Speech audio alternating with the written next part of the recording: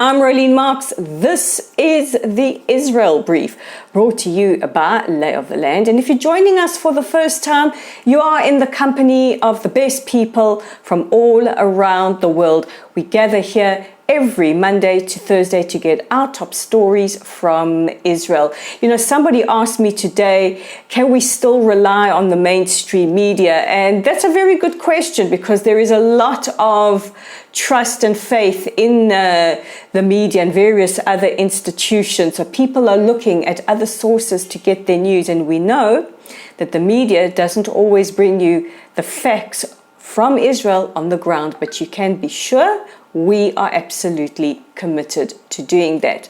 It is day 314 since the 7th of October massacre, which then resulted in a war with Hamas. And as we speak, there are still 115 hostages being held captive in the terror tunnels of the Gaza Strip. But let's take a look at the latest development, because today is quite pivotal. All eyes are on Doha in Qatar as negotiations are underway for a possible 42-day ceasefire, which would also see phase one of the release of the hostages. So what is at stake here? Israel wants to get this done as quickly as possible so that we can get our hostages home. As part of phase one, Israel has put forward a list of 33 hostages, including women, the elderly, children. We still have 2 children being held captive in Gaza. The beautiful flame-haired brothers Ariel, 5 years old, and his baby brother Kfir, just 1 year old, who has spent the majority of his life in captivity, taken on the 7th of October from Kibbutz Nir Oz by Hamas and being held captive. We also want our sick hostages back as home teeth back in at home as quickly as possible, so that we can get them the medical help that they need. Israel's negotiating team is headed by the head of the Shabak as well as the head of the Mossad. The United States has a team, the Qataris have a team, the Egyptians have a team, but Hamas have said that they will not attend these negotiations, and the White House has accused them of playing games. Now, for many people out there who have been part of the calls for ceasefires and blaming Israel, the blame lies squarely on Hamas, because they have turned down at least 9 successive ceasefire deals. And this is why it's important that you get the full picture of the facts on the ground. Now, what is at stake here? Well, first of all, if a deal is agreed upon today and possibly tomorrow, this could mitigate a possible retaliatory strike by Iran and Hezbollah on Israel. As you guys are familiar with, just over 2 weeks ago, the head of Hamas, Ismail Haniyeh, was assassinated in Tehran, in Iran. Now, Israel has not claimed responsibility, but Iran are blaming Israel and have threatened to strike at any time. This could possibly mitigate that. From Israel's side, we would like to maintain the control of a very, very strategic area inside the Gaza Strip called the Philadelphia Corridor. It is through the Philadelphia Corridor, which is between Rafah and Egypt, that there is a lot of weapons smuggling and also a lot of tunneling. It's very, very strategic for Israel to maintain control there. But I want to be clear, we do not want to occupy the Gaza Strip. This is something that we do not want. However, for security, that we need to have an IDF presence there, at least at the moment, and certainly during a 42-day ceasefire. This is something that Hamas don't want. Hamas say they want a full cessation of hostilities and for the IDF to withdraw completely from the Gaza Strip. This is something that no country at war would agree to. Now, there have been reports in the New York Times today that say that Israel has done a as much damage as we possibly can do to Hamas. We have crippled them militarily. However, Hamas is an ideology, and you cannot defeat an ideology. Where it gets a little bit more complicated inside Israel is that not everybody in the government is on board.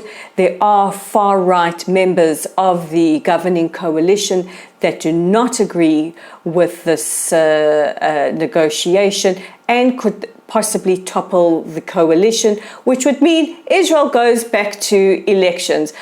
Don't ask me how I keep track of all of this.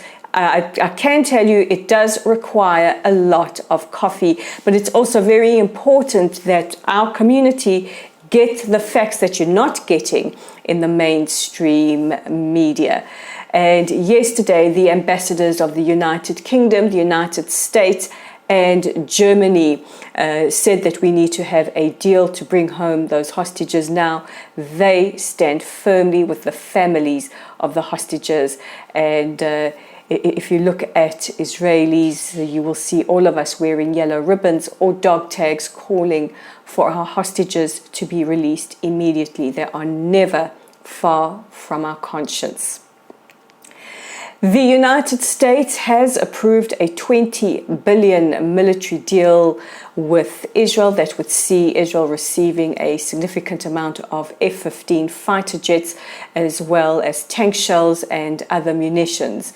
President Herzog took to Twitter to thank President Biden. He said, especially in these tense times as we face a possible onslaught from Iran. Israel's ambassador delegate to the United Nations, Danny Danon, who replaces the outstanding Ambassador Gilad Erdan, who has come to the end of his term at the United Nations, has said that Prime Minister Netanyahu will address the UN General Assembly either on the 26th or the 27th of September, and that he's busy laying the groundwork for this visit.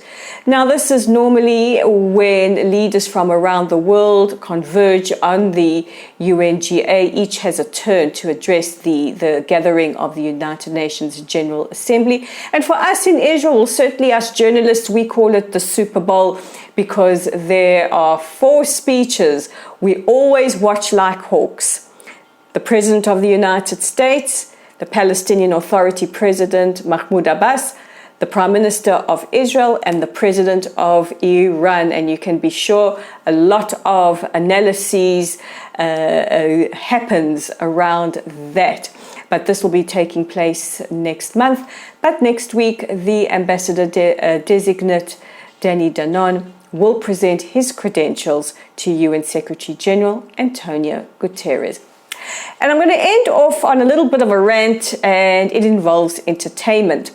Disney, yes, I know, I hear the collective groan. Disney's gone woke, we know it has, are releasing a new version of the movie Snow White, and it stars our very own Wonder Woman, Gal Gadot, who plays the Wicked Queen, and Rachel Ziegler, who in previous months has really trashed this movie. Rachel Ziegler plays Snow White. Now, there has been a massive pile-on for Gal Gadot because of the fact that she is Israeli and Jewish. There have been calls to boycott Snow White. And Rachel Ziegler, her co-star, has really thrown her under the bus by not standing beside her or calling for everybody to pursue a path of peace and conversation, but has made a point of saying, "Free Palestine." Well, I can tell you who I think the Wicked Queen is, and it's certainly not Gal Gadot. I'm sure you can all agree who I'm addressing my comments to, because I think that the best way to handle yourself is with some dignity, with some class, and not throwing your co-star under the proverbial bus. Now we get to the part of the show that everybody loves, and that is the audience question. And this one comes from Mark Batchelor, And I don't know if Mark, if you were being a little bit facetious, you were asking about those naughty soldiers with Sder Tema. Now, this is an issue that the Israeli army takes very, very seriously. If you haven't been following, there have been some soldiers accused of assaulting a Hamas Nukba terrorist by sodomizing him with, I think it was a cell phone. This is under investigation. The IDF take this extremely seriously. They were arrested by the military police. It's currently under investigation.